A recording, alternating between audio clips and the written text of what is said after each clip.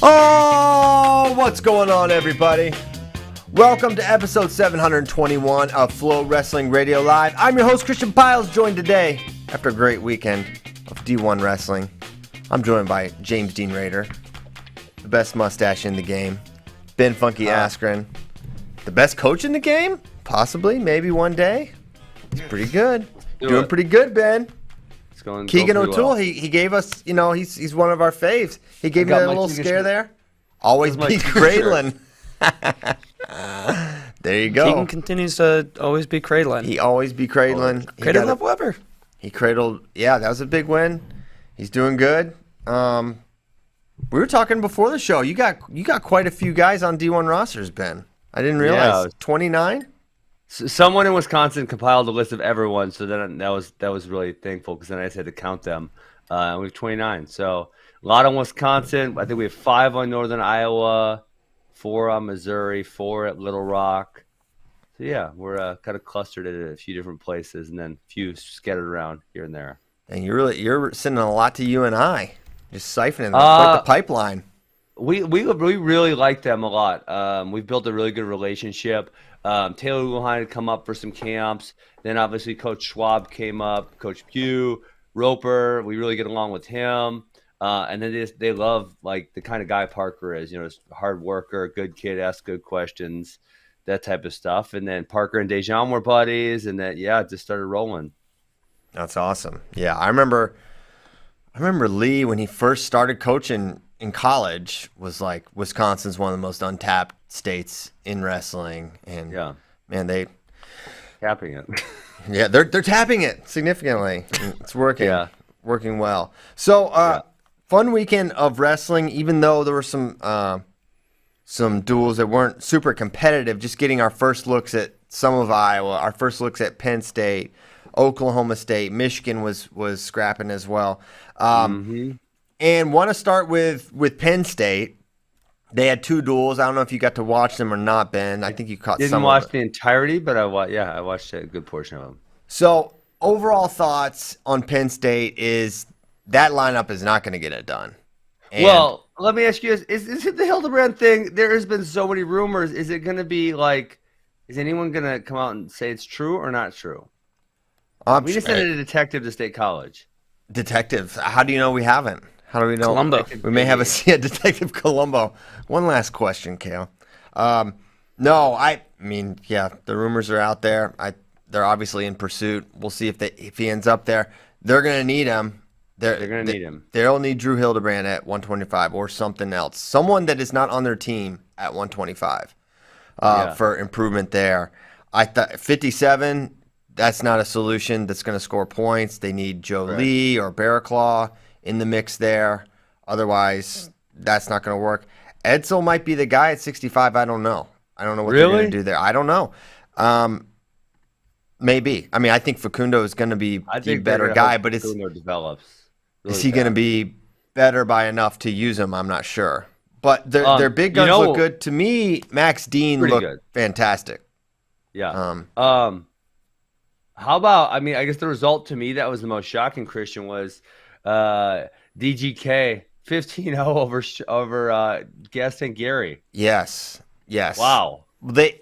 He conveniently didn't allow Gaston Gary to get to the third period or overtime, where he thrives. It's funny how that works. But no, Kirk Fleet looks really good. He looks really, really good, and he loves snapping people's face to the mat. And the Sacred Heart guy was just helpless. Which is one of my favorite takedowns. The snap down? Yeah, just a hard snap where you put someone's face to the mat. Yeah, it's a good one. Yeah, Kurt Fleet looked freaky. He looked as advertised. I want to see him. Because if you look back on Traub's old results from say 2020, because he gets beat by the best guys, but Gable only beat him 13-2. But he's got 2-0 against Hilger. He's got a 4-2 loss against Tanner Hall. I think 4-0 against Cassiope. Like, he's not getting killed, and now he is getting killed. He did get killed. But to me, the story is Kirk Fleet. right? And yeah, you can't put a ton of stock in these wins, but you put a little bit, to your point, dominating Gaston Gary like that. And, if he's a finalist and not, fifth or sixth, that's a big difference. If he can be, remains to be seen. I know, Penn State's pretty bullish that he can go with everyone maybe outside of Gable. I thought Storace looked really impressive. Thought he was maybe like one of the OW candidates for Penn State in those two duels. I thought he was looking to score the entire time. For me, the most actually, you cite 120 or 285. The Bartlett 1-0 over Crooks was probably the one for me that I was like shocked that it materialized that way. Crooks has always been a solid guy, but to see Bartlett ridden for 91 seconds and then have to huh? Oh, he got ridden in the second period for 91 seconds? Yeah, it was a minute 31 of riding time going into that.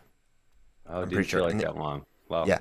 So for him to win 1-0 and have that kind of issues underneath and to just have a hard time generating offense. I think he looked small, and he's going to have to – the bottom can't be an issue for him, because if you're going to be a guy who's going to want to win 1 to 2 takedown matches, you can't have a kind of hole like that. So we'll see. That top ride, I was so annoyed. What was the other match I was really annoyed with, Christian? There's 2 matches where I texted you.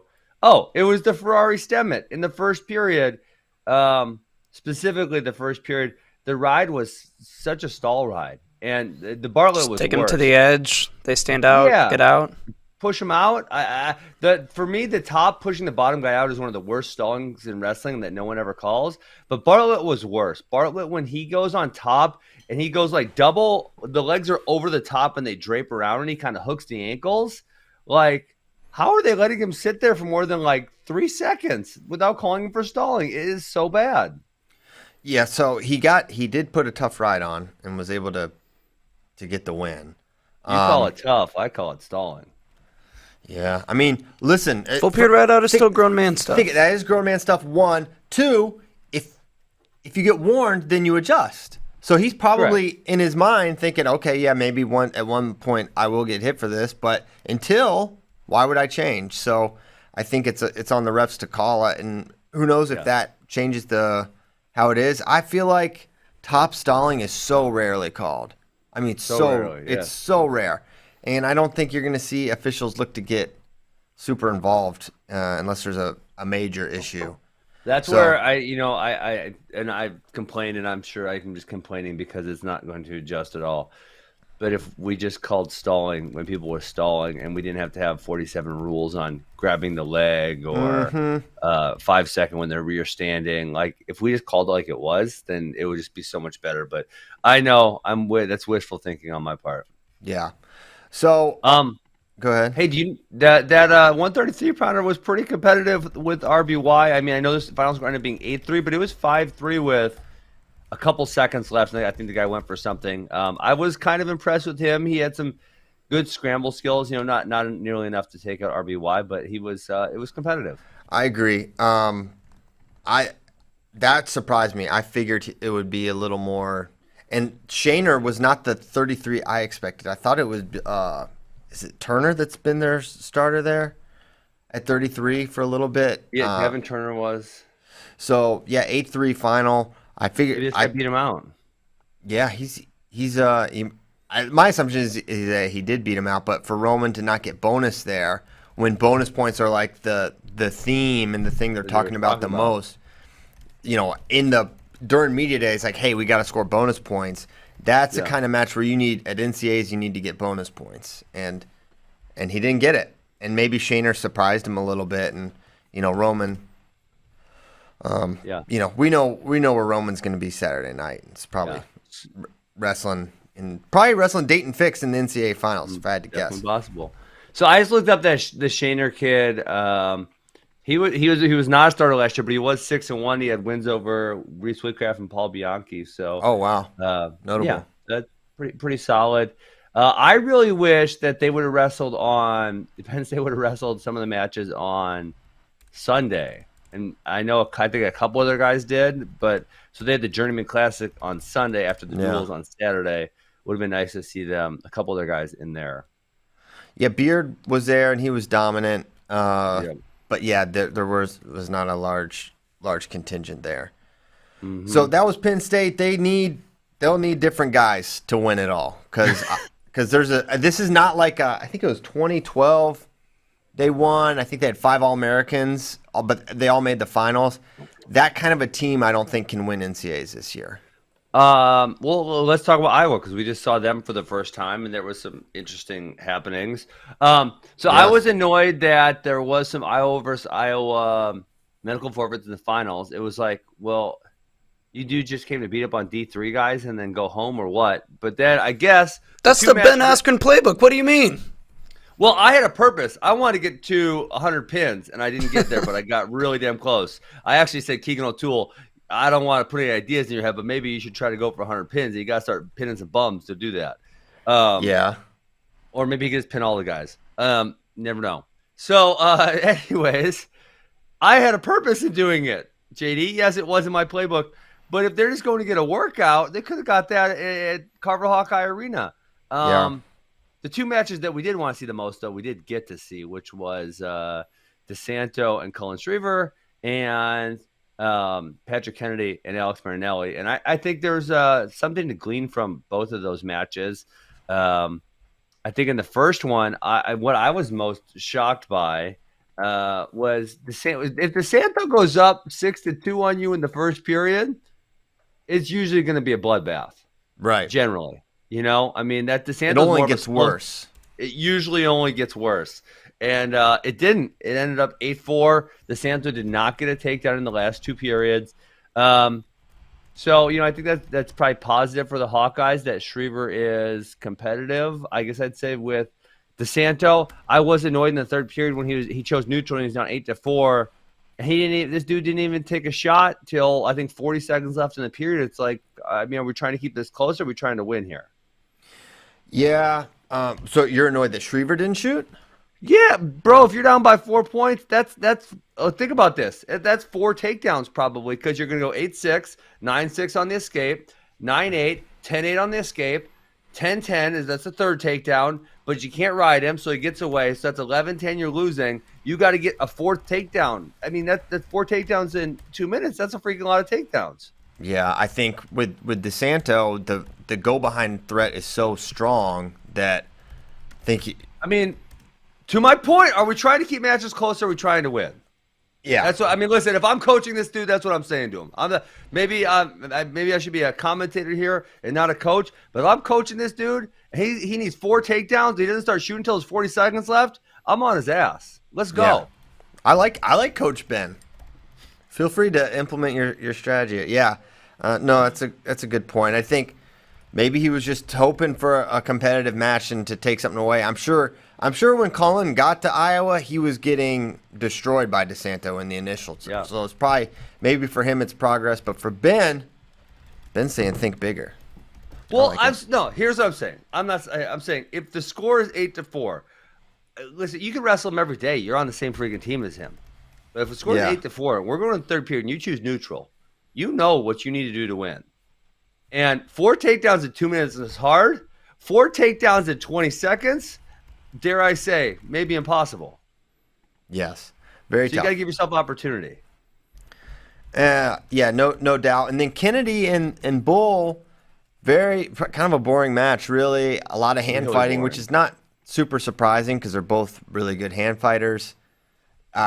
Kennedy seemed like he had a couple attacks, sort of half attacks. So did Bull, and then Bull got to his body lock and got the takedown, and that was basically the match.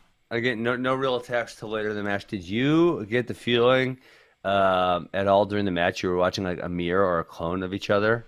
Yes, I said it on the watch party. They're the same person. Okay, I got that vibe big time. Yeah, extremely similar styles, and to me, I think that'll put that match should put all the Kennedy starting this year rumors to bed. Really? Yeah, for sure. It's 1 takedown. Exactly, and Bull. So got you're it. saying because he's a senior, and I mean Patrick Kennedy could still redshirt to your point. Exactly. He's clearly not bad enough to burn a red shirt. Yeah, he's not. It's not some. And just disrespect Marinelli like that. That's Yeah. been your guy for a handful of years. Yeah. Okay. I hope they wrestle at the Midlands also. I'm assuming both of them will be in the bracket. That would be my assumption as well. I would expect that. So there's that. I mean, Kennedy's going to be good. If you're an Iowa fan, you should just be excited that you've got a guy that's going to wrestle well for you next year at 165. It shows they're not going to take a step back. Right. 160. Yeah. Boy, how much better is 165 going to get or remain is the question. 165 is good. Because who leaves that class? Evan Wick? Evan Wick's gone, Marinelli's gone, and I believe Wenzel's gone. Yes, Wenzel. Right? Wenzel's been having some not so great results this year. He didn't look I great. don't know if He did not look great against Edinburgh. Let me just Google this real quick. Wrestle stat. So this man, he won 3-0 and 3-1 over two guys that I never really heard of. Yeah. So that was not I felt similarly like, oh man. Those are not dominant wins. He might be a little big. I wonder if he's got a cut, kind of acclimating down. That's a good point. So that could be factoring in. But 65 is going to be tough. And David Carr, I have to assume, is going to move up at some point. Yeah. There's actually a lot of seniors here, Christian. There's top in the top 11, there's 7 seniors. So Bullard, Romero, Valencia, Weber, Wick, Marinelli, Wenzel. Okay. So that's 7 in the top 11, quite a few. That's quite a bit. Yeah. So Kennedy will fit in well. Other Iowa news or notable results is Clayton Whiting beating Abe Assad. Ben Askren, your guy there, got it done against Abe Assad. I did not expect this. I also didn't. Clayton obviously has been wrestling well. Had a good finish at Fargo. Had a good finish at Super 32 2 weeks ago. Kind of came down to the buzzer with that takedown against what's the damn Minnesota kid's name? Scrappy dude, likes lat whips and chin whips. Oh, Rogotsky? Rogotsky, thank you. Came down to the buzzer. I mean he stood in there and hand fought with Abe Assad and was able to it was a re-attack where he shoots in, not clean, and then Assad's sprawling and he kind of ducks him and powers him up into a double leg and puts him down. So man, that's a huge win for him. This is his second open tournament. He won last weekend at DW Stevens Point Open. He actually beat one of our other guys that's in college, a kid named Reese Warchek. I want to say he's ranked top 10 in Division II. Wow. I mean, that's really impressive stuff from Clayton. And he is headed to Reese is number 12 in D2. So I just checked. So again, then Clayton's headed to University of Missouri. Yeah, and that was a freaking manly takedown he got against him. And manly. for Assad, you're on the bench last year. Nelson Brands beats you out pretty, at least in the freestyle match, pretty decisively. So I figured we would see a fired up and like super offensive and a guy that's in pursuit of a starting spot. And now Clayton Whiting's no slouch, but he's not he's not Jesse Mendez, right? He's not this guy who's he's doing good. But he hasn't been, but maybe he's going to turn into that. Maybe he is. Maybe so. This is the turning point, maybe. Maybe it could be. I mean, it's a tremendous win. I mean, Bottom line, if you're a starter at the University of Iowa with All-American NCAA champion aspirations, you should not be losing to high schoolers in your third year in college. And so if you're a Hawkeye fan, you're not selling the stock, but it's concerning, and you're probably thinking, okay, it's probably. I saw that match and I said, okay, Nelson's going to be the guy this year if he's healthy. Where is Nelson? Is he? Because we haven't seen him anywhere, right? He wasn't at WrestleMania either. He's in Iowa. He was, I think, chopping wood and shooting things. And if he tells me anything else, he's lying. He could be on. This guy loves to hike. For Nelson, really? it's the climb. Oh man, this guy on Instagram, he's always at the top of some beautiful peak. He needs to be a disc golfer because I just say hiking's boring. You're just walking around, wandering and shit. And disc golf, you walk around the woods and you actually have a purpose to get it in the basket. So Nelson, you want to be a disc golfer? Hit me up. Okay, there's the opportunity. The thing is, I don't think that if you look at Nelson's hikes. There's not going to be a lot of baskets. The stakes for an errant throw. The thing is gone. It's not going to work. It's not exactly AWA here. Mount Elbert, Colorado, 14,000. On this mountain. Wow. No, JD. I played at Leadville, highest course in the country. It's 11,000 feet. Leadville? Yeah, Colorado. Colorado? I've been there. Absolutely. Okay. Mount Albert is the highest point, I believe, in the 48 states minus Alaska. Really? Yeah, it's pretty high. Definitely the highest in Colorado. Holy cow! Right. What's the highest point in Iowa? It's got to be tough hiking in Iowa. It could be the top of the hill where Carver Hawkeye Arena is. I think that might be it. Find where it is. Highest point in Iowa. I bet it's somewhere in Dubuque or something. 1,670 feet above sea level. Wow. That's not high. That is not high at all. That's like a never mind. I'm not even gonna make a marijuana joke. This is a family show and I don't smoke drugs. Okay. So yeah, the point is I think Nelson will probably be the guy. That's what I take from the Assad result. Now, could be outlierish type of thing, but I just did not expect that kind of a loss. But maybe Clayton Whiting will go on and have a transcendent career, and it'll all make more sense. But right now, it's just an Iowa starter losing to a high school wrestler. Look at this. Hawkeye Point. Climbing, hiking, and mountaineering. And then look at the picture. Oh, my gosh. It's still a cornfield. Oh, my God. Sorry. I was distracted. No, this it is kind of funny. No, I think Clayton is going to obviously probably redshirt next year in Missouri. I think he would have a good chance at making the UWW junior team next year. There was a Tiger on that team at that weight, I think this year with the Hawks, Colton Hawks. They have a glut of young 84 pounders there. Yeah, they do, huh? Yes. I know Clayton was considering going 174, which I didn't know. He's super strong, so I didn't feel the need for him to go down. But I mean, maybe that's an option because Mako's a sophomore, and I guess Jeremy McKent's only a sophomore also. Yeah. So Iowa shows a little bit of, compared to Penn State's vulnerability, it's sort of minuscule because Penn State has three weights that are going to be pretty problematic.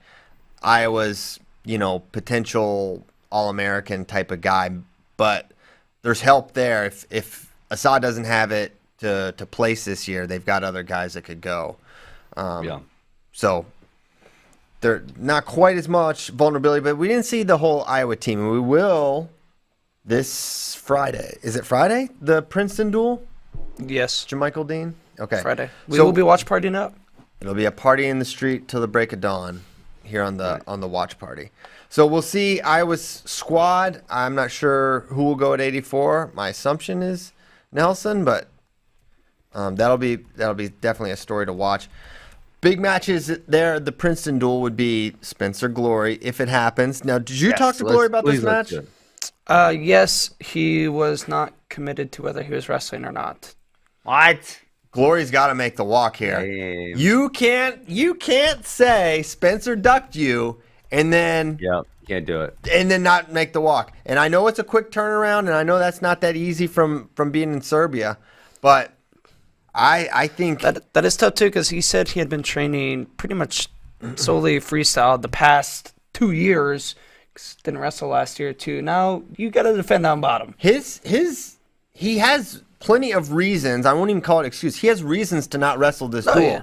But you can't do what you did 2 years ago and then not wrestle.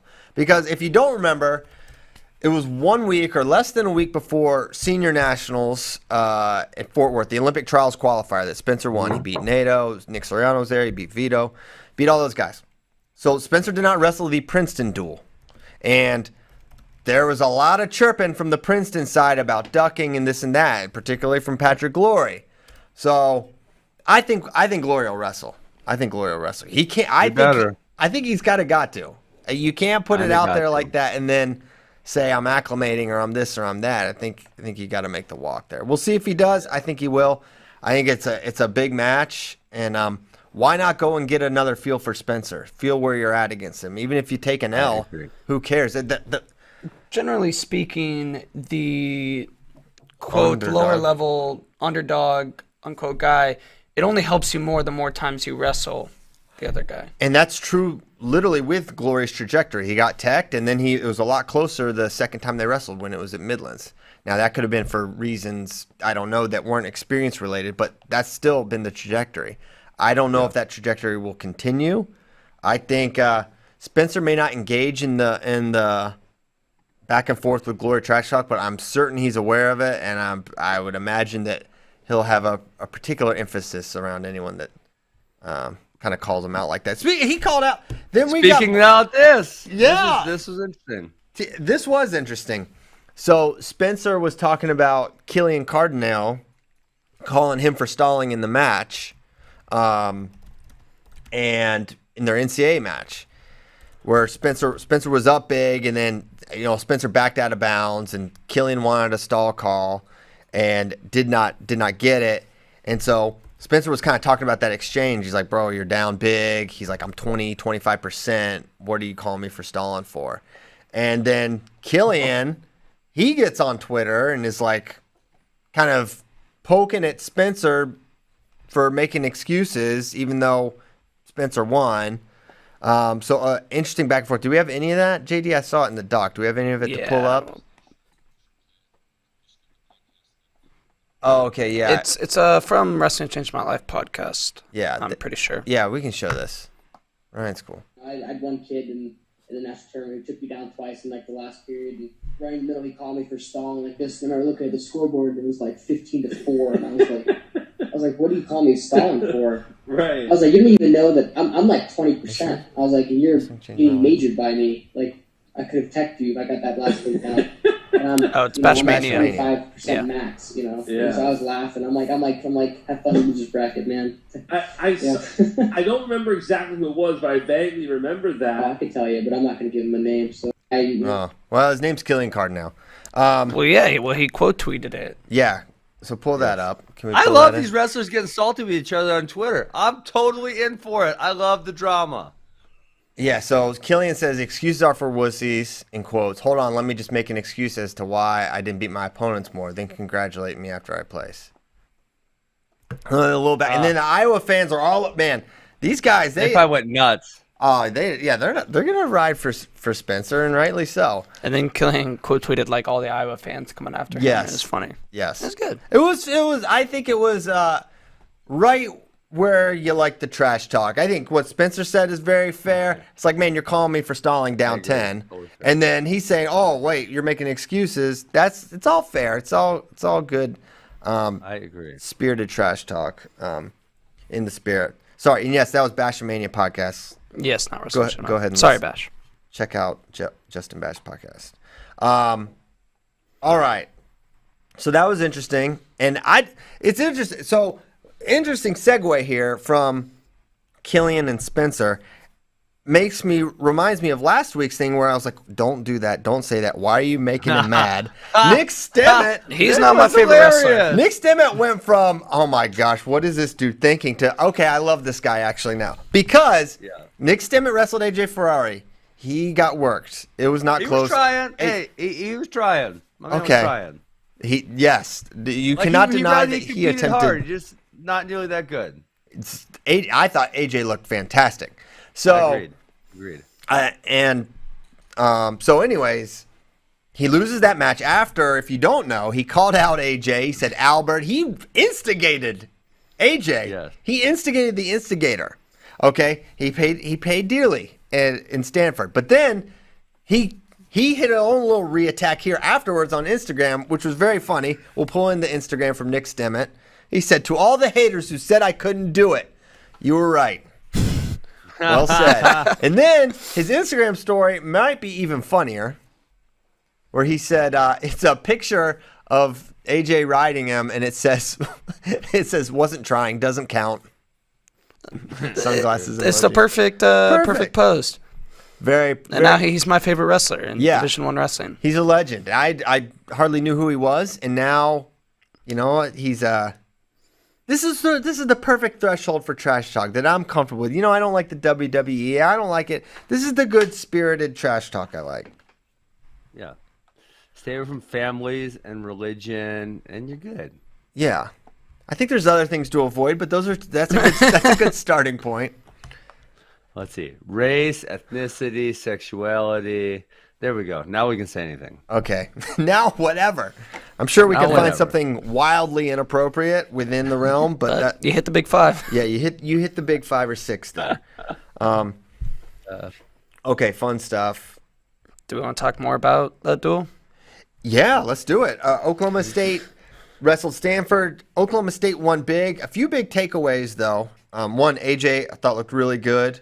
Thought Dakota Gear looked really good. Then also partied on Stimmet. He had to. Yeah, he had to do it. He called. He said he was Stimmet's daddy and pretty much everybody else's daddy online as well. He is the father of many. We will call him Father Abraham James Ferrari. So AJ looked great. Dakota Gear I thought looked really, really good. Dustin Plott had kind of a crazy one with Tyler Ishins, which surprised me. Ishins is tough. Yeah. Shane Griffith. Did Plott get fixed what was wrong last year? Like, is he healthy now? I mean, can you just fix a shoulder like that? I don't know. I feel like shoulders are something like once it continues to come out, like even if you get surgery, it's never back to. Yeah. I've had a few friends fixed. who've obviously had positive results from the surgery, but I've also had quite a few friends who had not positive results with the surgery. Last year, I'm pretty sure he had a pretty giant thing he wore. Brace? And he was not wearing, brace. Is that the word you're looking for? No. Something. It's more of a vested structure. But unfortunately, those labrums, they once they go, they're hard to get back to normal. Yes. So kind of a close match, but to JD's point, Ishins is tough. Whitlight Griffith was interesting in that Whitlight got off a really nice attack, standing single for a long time, and couldn't plant Griffith. And then Griffith ends up kind of controlling the rest of the way. He gets a takedown, wins 4-0. He rides for a while. And Shane Griffith looked really good there. So for Whitlight, though, you're like, man, if I get that, who knows what happens if he gets that finish? Right? Yeah, but he didn't. But I'm saying he got 78% of the takedown. That's something that's progress, I think, and you can take that and be like, okay, I can beat this guy.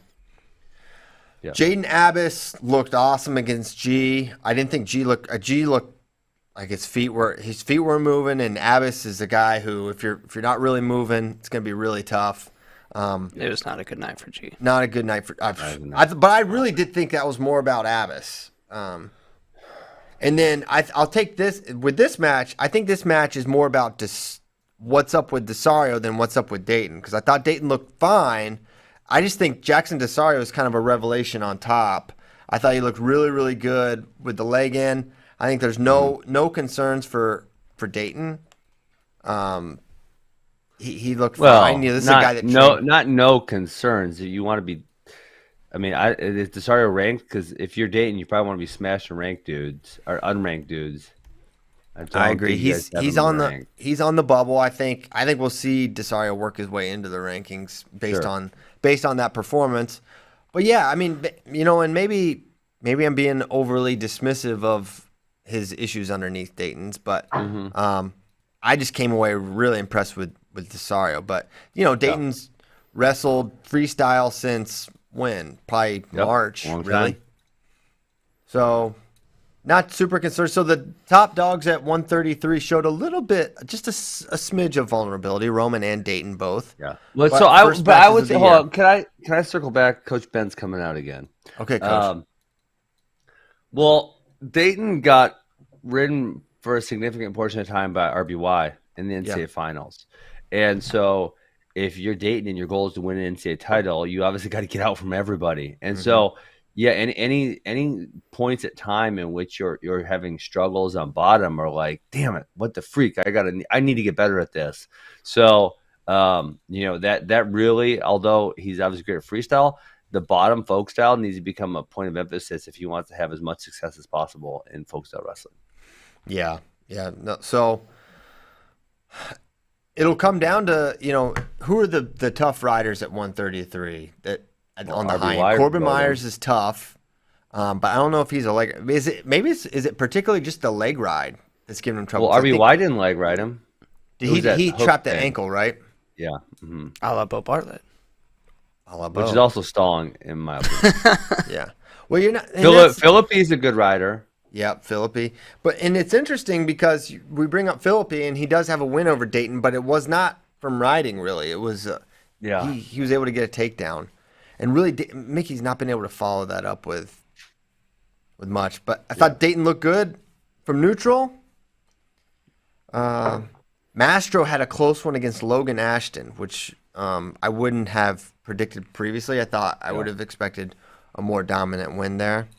So all in all, Oklahoma State looks solid. None of the. Maybe it's just the takeaway here is early November duels, and they're just that. They're early November duels, and sometimes there's things you can glean, and sometimes it's just like, man, it's the first matches, right?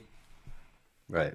One thing you brought up a couple weeks ago, though, that I this week had me thinking quite a bit about was the 16 qualifiers NCAAs and how much more important these matches would be if that was the case. It kind of has me thinking like, damn, that's kind of a good idea because now all these matches would matter more, and that's what people love with college football season because every game matters, right? The only And thing- so it's relevant. The only thing I would be worried about is then I think we would see a lot more forfeits or guys wrestling in during duels to preserve that spot because it would mean so much if you lost. Yeah. I feel like if you started forfeiting, though, especially if obviously if you're a top 5 guy and you forfeit, you're likely not going to move that much down. But if you're, say, a 12 through 30 guy, you like, hey, I got to go get some wins. Because if I don't get these wins, man, I might be on the outside looking in by the time we come around the conference tournament weekend. But the But you Ducks can't get those wins if the top 5 guys forfeited. and the Ducks that we always complain about are rarely the 12 through 20. It's always like the top 1 through 8 guys. They're like, what? He didn't wrestle? Really? I don't feel like that's – I mean, obviously that would be the ones that we care about the most, so maybe we notice it That's the most. a good point, too. So, like, there was a bunch this weekend. I mean, I'm looking at one right now. Michael McGee wins by medical forfeit over Brock Hudkins at 133, and that's so what's that? Number 7 versus number 19, right? That didn't happen. But Hudkins forfeited? Hudkins forfeited. So to there's McGee. no benefit to him, though. He should have, there's no risk in him losing. Well, so I'm to saying, his but senior.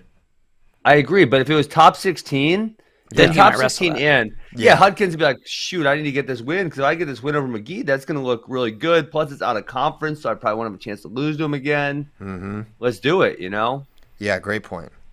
Yeah. No, I've always been on the lower the amount of qualifiers. I mean, train. almost half qualify now. I don't think that's good. I don't think half the teams. Yeah. No, I agree. Aren't we moving up in the amount of teams, though, now? Aren't we to like 80 again? Because we've added, Bellarmine and Presbyterian and a Cal few other Baptist. ones. Yeah, Cal it's Bap. getting close. I think it's like 74, 73 maybe now. Really? I think. Maybe. Who that's knows? Where's Jason Bryant at when we need him? Jason Bryant knows everything. New Brighton, Minnesota, I think. New Brighton, Minnesota. Let's go, Jason. Other result that you guys, I believe, I don't know if it was you guys, someone's Instagram had this. Kyle Parko, did you see his pin over Jonathan Milner? I did not. Oh my God, you guys need to find it. It was so probably wasn't your IG then. I don't know whose IG it was. It was effing tremendous. So they're in a leg ride. Parko kind of almost slides him off, and then he pops up to quad, and Milner's still high. He catches his head, and he like tombstones him for the pin. It was awesome. Whoa. You guys need Parko's to a see it. beast. All right, we'll Yeah. see if we can find it. I don't know where it is. Where the hell was it? Oh, man. It was definitely on Instagram. I just don't know whose Instagram it was on. Well, that narrows it down. All right. Well, how many people could possibly have Instagram? How many Instagram handles could there be? A little different, but also at the App State Open or Mountaineer Open. Did you see Valencia's takedown? No, I didn't see that one. We can pull this up, Tyler. Yeah. I remember this one. He just made this up. He hits a low single and just goes at 360 on the ground.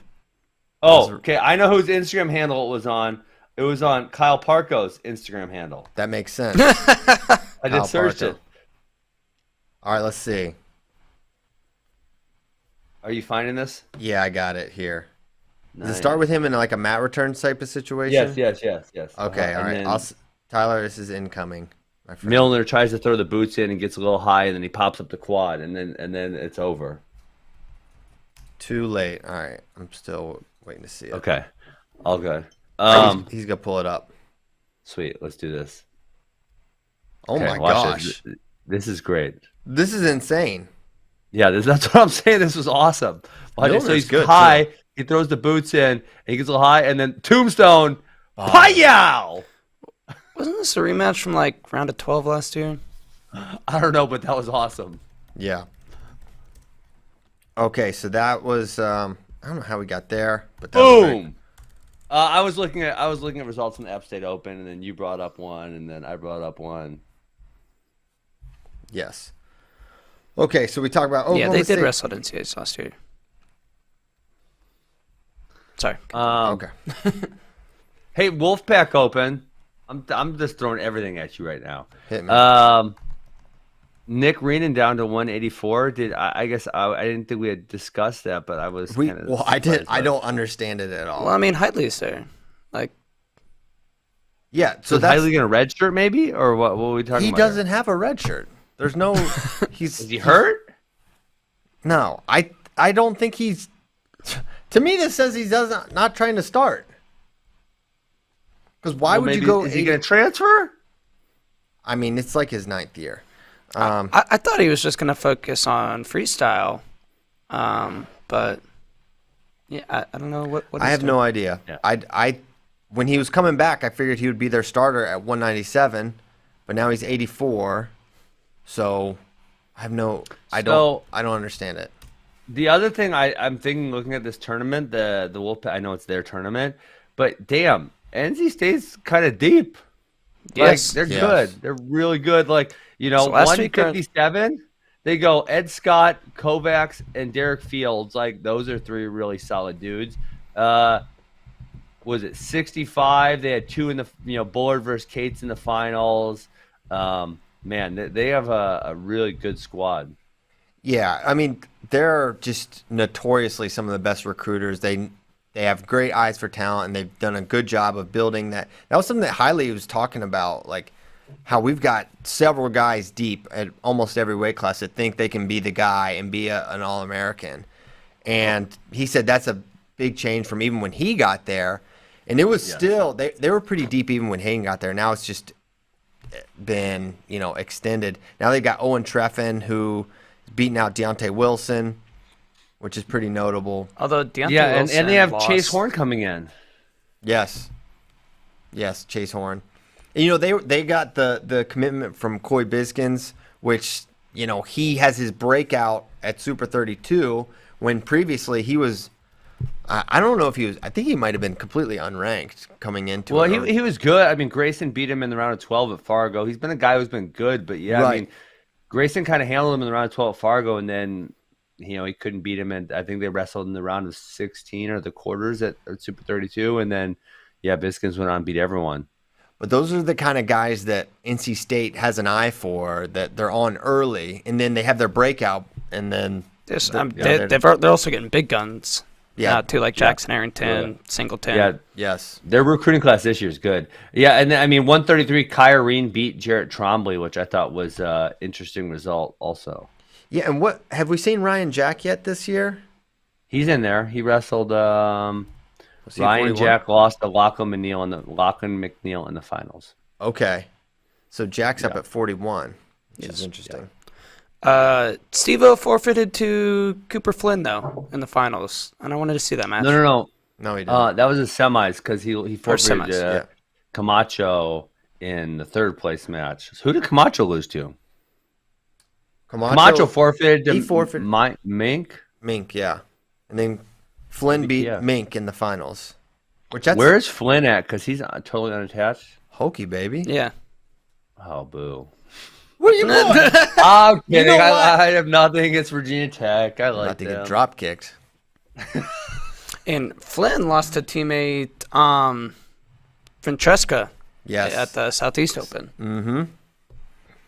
Some depth down in Blacksburg. Don't they have a good duel this week, Virginia Tech? Ohio State. Yep. Watch party. We'll be watch partying it up Friday night with that one as well. Friday night? Man, I think I'm going to fly into Austin for the watch party. Night. I think the craziest duel I've ever seen was Ohio State at Virginia Tech in 20. Is that the one where you screamed? Yeah, Zach Epperly. It was crazy. Scream like girl. You had to scream. I know I sounded like a man. You had to scream because it was. I screamed like a man. Castle was absolutely going nuts. That's where Joey Dance beat Nato. He had a suck back. There was a crazy Josh Demas Sal Mastriani match. Zach Epperly got a pin and tiebreaker. It was like all the things went wrong for Ohio State. This is the year Ohio State won. So it was like 2014-15 season or so. It was nuts. Jared Hott took down Kyle Snyder at least once, maybe twice. It was crazy. The Horseman. Okay. Trip down memory lane. Where to next? I don't know. Let's talk about Cornell. So Greg D wrestled at 25. He did okay. He lost to Allen from Navy. Josh Saunders. So a lot of this we're talking about this because we're like, we still don't know what Cornell's going to do. Is Vito going to be 25 or 33? Is Yanni going to be 41 or 49? And so we're looking at other events to see, okay, what does it mean for Cornell? So for Vito's purposes, seeing Greg lose to Jacob Allen makes me think, okay, Greg would probably benefit from another year wrestling. Jacob Allen's solid guy, but if you're really trying to make a push with Greg, it's probably more next year than this year. So you bring Vito down, and I don't think Josh Saunders factors into the Yanni decision at all. I just don't feel like Cornell has a great option at either 41 or 49. That's not Yanni. Yes. So I think you could see Hunter Richards as the 49 for Cornell. He's a pretty tough guy, and then use Yanni at. I think Hunter Richards would outscore Josh Saunders if Saunders at 41 versus him at 49, and then you move Yanni to 41. That's my thoughts. If either one of those dudes, 41. Yeah, if either one of those dudes at NCAAs, let's take Yanni out of the picture. Yes. If anyone from Cornell at 41 or 49 scored more than like 2 points in NCAAs, I'd be shocked. Yes. Unless they get Kellen Russell another year of eligibility. That would be tremendous. That would be sick. I don't think he can make the weight. He can make. You think Kellen Russell can't? He's lean. He is lean, but 141 lean. Luis Fernandez forfeited out at medical forfeit. These freaking medical forfeits, so annoying. A lot of medical issues. Yeah, I mean, you know what they should do? They shouldn't be able to call it a medical forfeit. They should, because we're just quitting the tournament. So just say forfeit. Yeah. You can't use the M. Yeah. It's like you can still forfeit, but you don't get the M. It's not medical. It's not medical. You just don't want to do it. Medical. Mental forfeit. Ooh, that's what the M stands for now. Yeah, you should get lose by submission. Hey, did we know Louis D. Perez was going up to 197? Did we know that? Ding, Dupre. D. Perez. No, I see a Z. It's right there. Well, there you have it. Please tell me how you say phone. Yeah, I did not know he was going up. Pahone? Pahone. I didn't either until he did. Bearcats want to eat, you know? Maybe he'll work his way down, but no, I like 197 even crazier. With Louis Dupre up there, excuse me.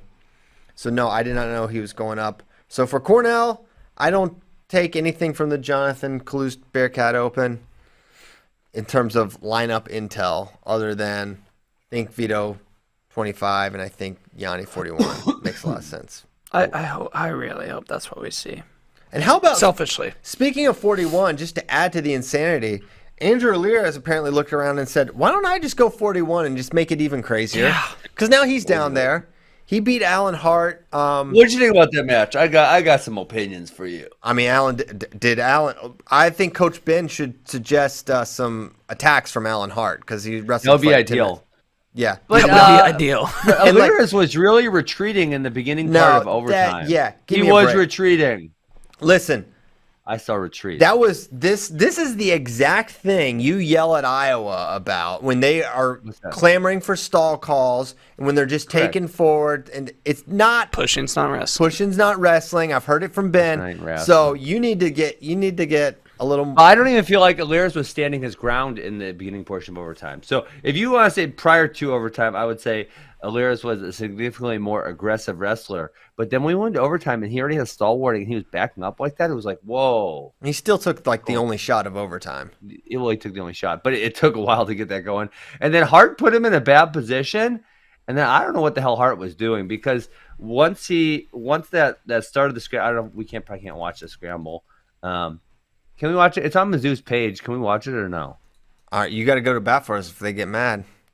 I'll yell at them. Don't worry. Let's pull it up. It's on Mizzou Wrestling Facebook. But they have the whole duel. They don't have it chopped up into matches. JD can find it, but why don't you describe the scenario? Okay. There were a couple of scrambles. There was one where I thought they were in a crackdown scenario, and it looked like Allen had the ankle trapped, and he could have scooted a little bit, but he kind of stopped. No, it was just, Aliras did a good job of getting his shoulder, and we called it ask a question. And really, so at that point, if he were to try to continue to force himself behind, he would put himself in a worse position. So he was in a solid position, but he kind of smartly didn't continue to force there. But then in overtime, I hope we get to watch this, because he puts himself in a relatively good situation, and then he just like hangs on, and as opposed to changing his position as Aliras goes behind for the winning takedown. I saw that scenario a little differently. I only watched it this morning, but I thought he was in really, really deep, and there was just no options for. No, he definitely puts himself in a good situation and then hangs on too long. If we pull it up, I'll kind of walk us through it. I also thought with Aliras down at 41, I was impressed with his ability to get away from Hart, because Hart's really good on top. He had the leg kind of in, and he was able to get out. I was impressed with him. I thought he looked good. Yeah. So we've got the clip here. Okay, can we zoom in by any chance? Because those guys are really small. Yeah. No. And the lighting wasn't great. Maybe. Mizzou, can you work on your lighting, Mizzou? So, all right, you can switch over to the big. Yeah, there we go. There we go. Okay. Narrate here. Boom. Well, this is Aliras backing up, as I alluded to earlier, and kind of he's evading. He's moving backwards a lot. He's centered up. There. Okay. Now he's boom. in deep Shoot on single. Okay, so hold on right here. So freeze right there. So he's trying to sit the corner, and then he gets his hips up on top. And so this is okay. So just if you rewind like 2 seconds. So as he tries to sit the corner and then pops his hip back up on top, I don't know why he continued to hang on to the crotch lock. Because at this point, he had put himself in a relatively good situation. If he just switches to the near side, so there, and now he pops up here, right here. He's in a freeze right there. He's in a pretty good situation, but he continues to hang over the far side on the crotch, which then means there's no pressure to Aliras, as it would be Aliras' right side of his body. Yeah. So if he would just switch his hands now back to the other side, he's going to be able to probably either slide off of or attack a Chirella position on Aliras, but he continues to hang on to the far side, which gives Aliras the corner here. I just don't know what he was thinking. If his strategy was to give Aliras the corner, then he would want to drop down and try to pass the leg to, Hart's right side, but he doesn't. He keeps hanging on to the crotch, which is like WTF. Now that you say that, I don't understand what he was doing. So there was a lot of possibilities for him, and he chose the worst one. Yeah, well, he'll learn from it, I'm sure. I think the bottom line is he's a pretty good finisher when he gets in, but he didn't give himself any opportunities. Yeah. And I give credit to Aliras. I just thought he looked like the better guy, and that's a big win for him. Yes. As Aliras has been a guy who looks really good, but fails to earn those really big wins, right? It's all about like the theoretical, like what he could be. And this is the first time he's like really got a top 10 win on the NCAA scene that I can remember. So now he'll be able to climb the ranks, but it's a brutal weight, and he's one of those true wild cards at the weight class where you're like, man, you do not want to get this guy in your round of 16 match, because he's going to be a tough out, no doubt. And if his mat game's that tough, it's even more complicated. Man, if you're Andrew Alirez and you're looking at these rankings, though, unless you're a tiny 49, I just can't foresee why you would go down to 141. It just doesn't make a whole lot of sense. Maybe he's tiny. I don't know. I talked to Nickerson at U23s, and Alirez approached him about the idea and said he just wasn't walking around pretty much 49. This isn't really much of a cut. This should be his weight class, although then you start to think, well, where do you have a better chance? The rumor always was Alirez is not that big at 49. Well, he wrestled 65 kilos, which is 143 and change. Yes. So he's not particularly big, so I guess it makes sense other than, man, it's a brutal weight class. But maybe he felt like he was getting horsed a little at 49. I don't know. But either way, I like watching Andrew a lot. I think he's a hammer. Yes. So I'm excited to see him. Why not add to the insanity at 141? I mean, this weight He's a wild card. This weight is reaching just preposterous status. If Yanni goes. If Yanni doesn't go, it's just really, really, really How good. does it stack up to 133? What year was that? 2018, I think. Yeah, I mean, we kind of discussed this as there's more really high-level freestyle results at 141. But I don't think people view it as deep as 133 a few years ago. Yeah, I don't. Man, 133 a couple years ago with won by Nick Suriano, Dayton Fix, Seth Gross was in. Was that a Gross year? Was that the year Gross was hurt? I think he was in that bracket, or was he hurt that year? I think he might have been hurt that year. Well, let's see. 2018 was the year he made the NCAA finals, and then 2019 he was hurt, and then 2020 he wrestled, and right? I don't know. He won for right. So maybe it was 2019. 2019 was the toughest 133 year.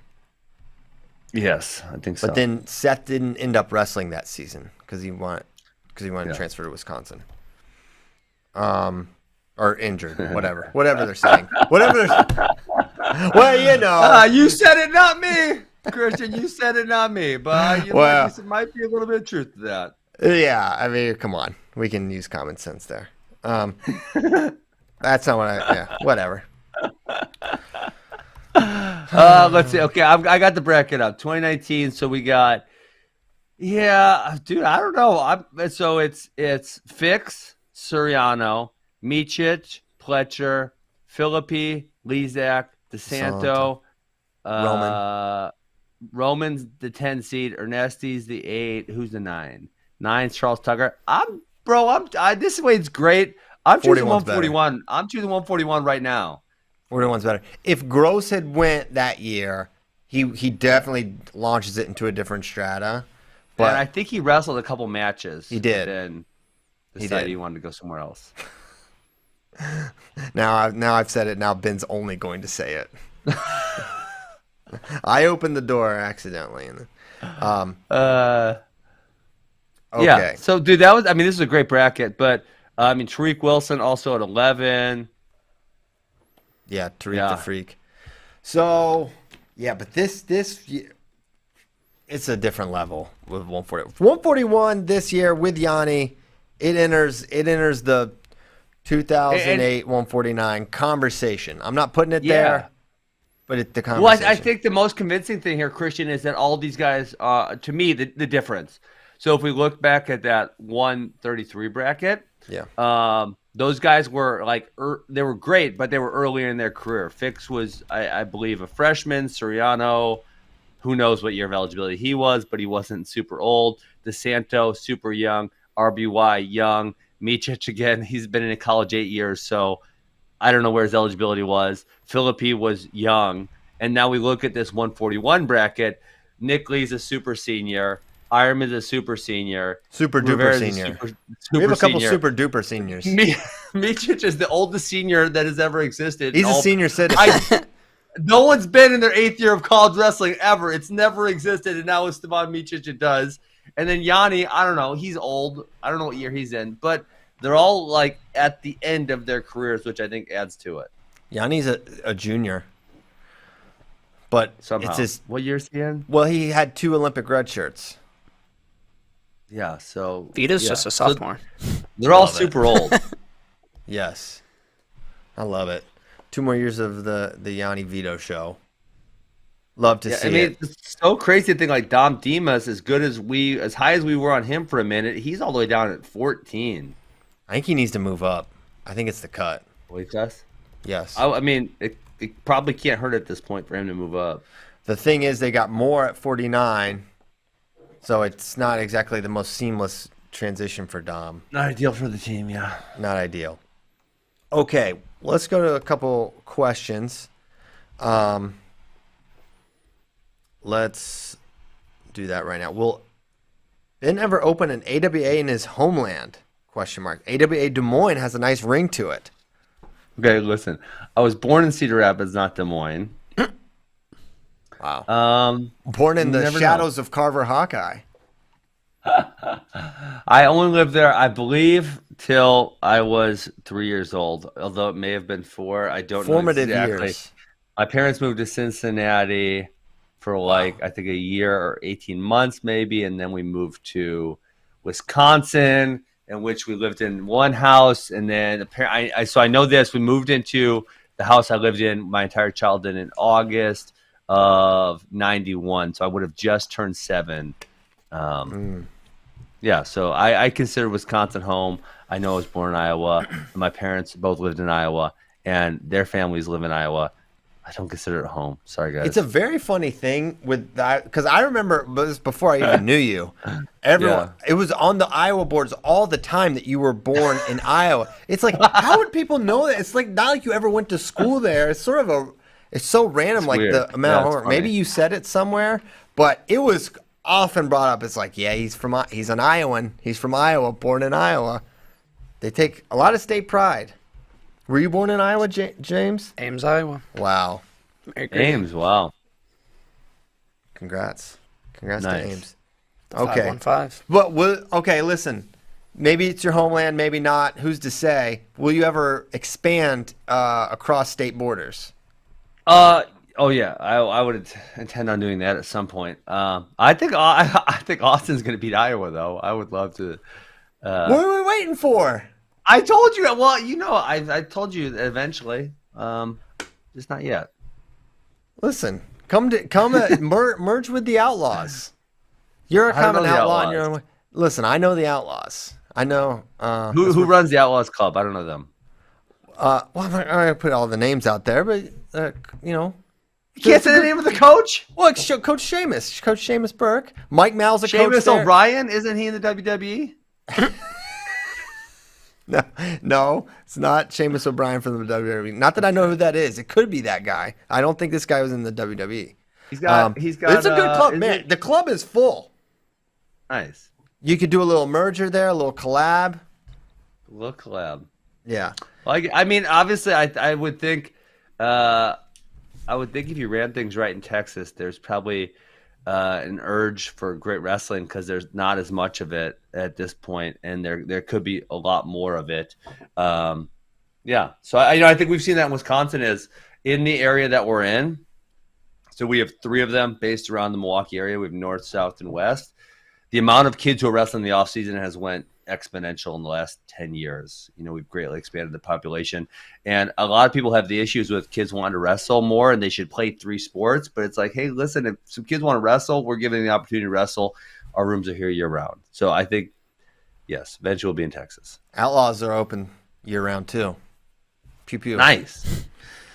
Okay. See, great synergy. It's just the question, will Love Ben it. do it? Will you make the walk? I don't know. They say you're too scared to come to Texas. That's what a lot of people think. I love Texas. They love freedom down there, so I love them. We do. We love it. Okay, next question. Where do we want to go here? I didn't Does even Michael look through the Beard questions transfer? Does Michael Beard transfer? That's interesting. I don't think so. But Dean has 2 years left? Yes. Man. Here's my thought. I mean, if Beard's like, I have to start, I want to start, they're like, okay, so start here, win your spot, is an option. 2, I remember talking with Sean Borman about this because it was at a time when, well, not that time is currently now, but a couple years ago, they just had a bunch of good dudes, and they had some really good guys that weren't starting. And I was like, how do you keep those guys at bay? How do you keep them in the fold? He's like, they feel invested in. We really make a point to make them feel like they're a part of the team, and we really work to improve them, and blah blah blah. And so he's like, and so they feel valued, so they don't want to leave because they like it here. And I'm sure that at the best programs that's happening. I'm sure that's probably happening at Penn State. And Beard's like, yeah, why would I leave? Remember, everyone was asking this about Shakur Rashid. Why don't you transfer? Why don't you go back when he was in thing? And Anthony Cassar. Has anyone good ever transferred out of Penn State? Soriano. The curse. Soriano. For Clearin just did. Yeah. He wasn't even a qualifier. He was not really. Not really. That has not happened very often. So yeah, I'd say it doesn't happen, but I say it doesn't happen. Yeah, I mean, I get the reasons why. If I was an advisor to Michael Beard, though, I would say if he's not gonna beat Max Dean, I would think he should strongly consider going somewhere else. And I understand that it's probably unlikely, but that's kind of, you got to give yourself opportunities to start. And if it's just not working out, it's not working out. Do you think? But here's is Beard just gonna? Yeah, is he gonna say, "Oh, I guess I can't beat him. There's no way." And if you're Kale, well, wrestling styles, Christian, and so maybe Max Dean is just clearly better because of a stylistic matchup. But if Michael Beard were to end up on the other side of the bracket or something, maybe Max Dean loses to someone and Michael Beard's able to beat that person. I mean, that's right. That's happened a lot. Yes. So my bet is he does not transfer. I think they keep him in the fold. He goes Bubba. He does the Bubba route. Oh yeah, Bubba was a pretty prominent transfer. Yeah, I mean, I just think I know how you were describing it, and I know how Kale has been able to make, Kassar or Shakur, those guys feel. And I get that side of the argument. I'm not saying that's wrong. But I will also say there's something to, giving yourself he would have the opportunity to be a 4-time All-American.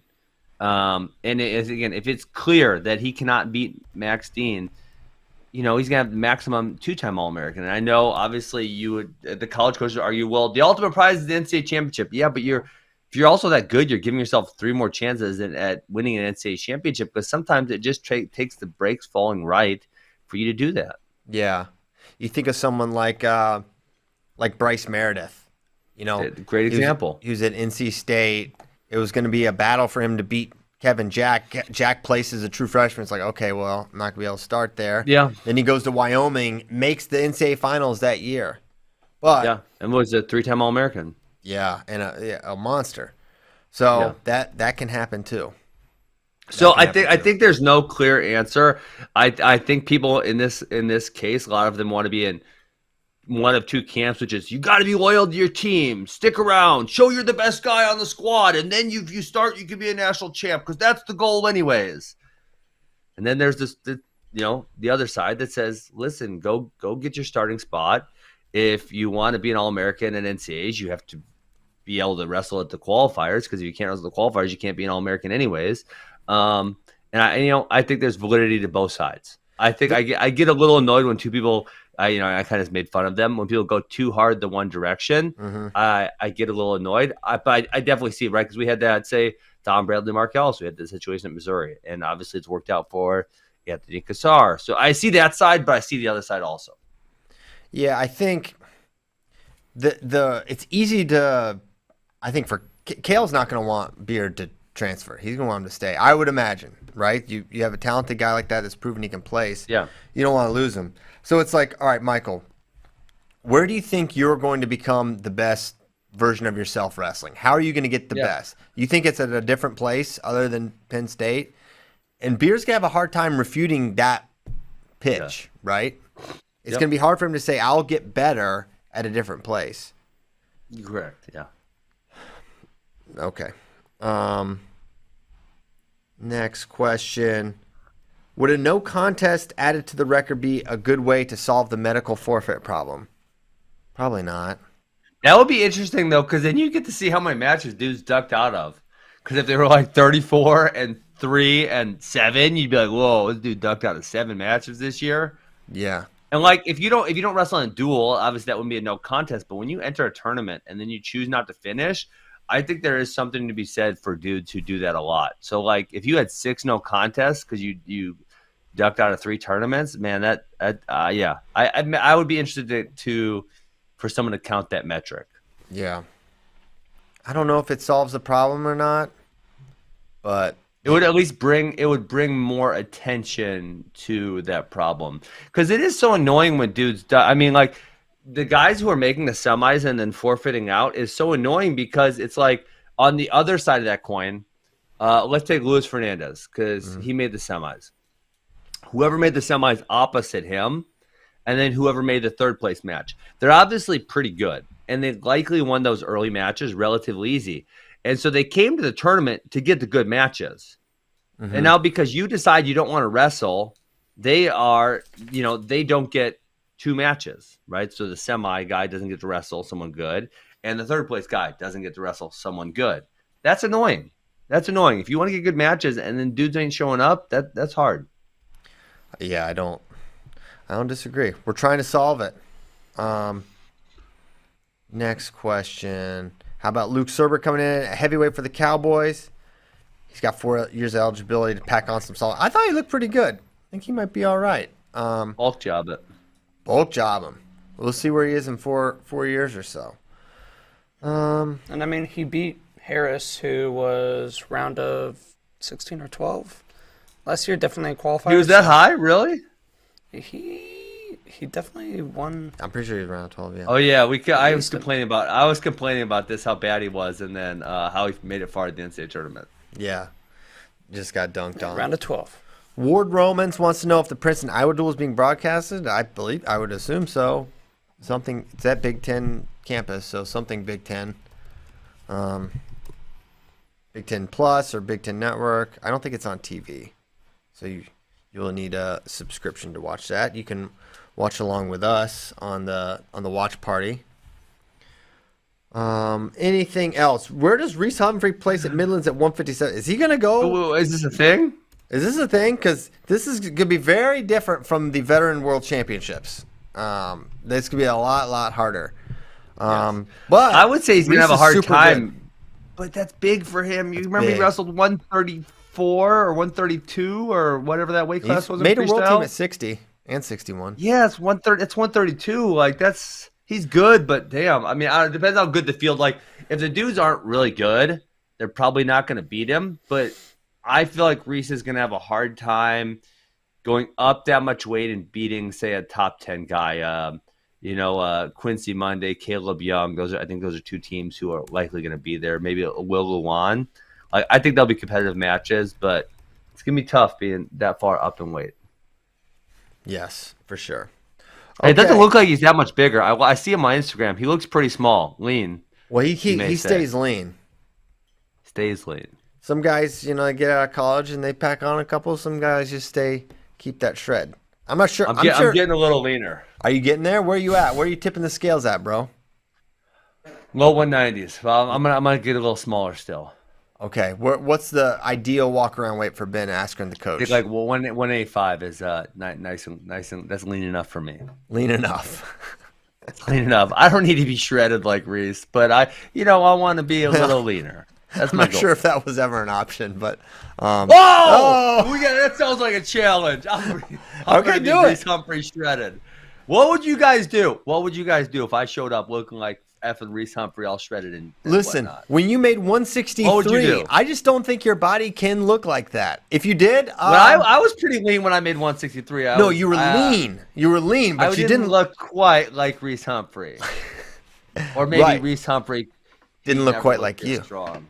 Boom. Well, maybe he's not that strong. I'm not saying which physique is better. I'm just saying, which is, in a bodybuilding competition, which may rate better, right? Yeah, I just don't have that. I can't get like the like big old pecs. I can't get that. I got some nice shoulders though. You need to do a lot of You're dips. just a shoulder guy living in an ab man's world. I've been having a lot of elbow issues on my left side, so I've been doing a lot of tricep work. Trying to get the tricep stronger, so I don't have those elbow issues. The dips. Some kickback. I've been doing a lot with the bands, high volume, so my triceps are puffing up a little bit. Nice. I'm not have to get on Reese Humphrey's weight plan. We'll see. Yeah, if you get within 75% of a Reese Humphrey physique, I don't know. I'll do something. We'll throw you a pizza party. Pizza party. There we go. Okay. Yeah, you get super thin, and then you eat a bunch of pizza and tacos. It'll be perfect, and we'll get you right back. Then we can repeat the challenge. All right. Yeah. Let's get the heck out of here. Very fun day. Very fun weekend of wrestling with more fun. I am loving this actual season stuff. It's so great. Real wrestling season. Lucky us. Thank you so much for listening. We'll be back tomorrow on Taco Wednesday. A great day here in Austin, Texas. Thank you, Ben. Thank you, JD. Thank you so much to you for listening so faithfully and consistently. 721 episodes. Holy cow. We really did it. Thanks so much. See you tomorrow. Goodbye.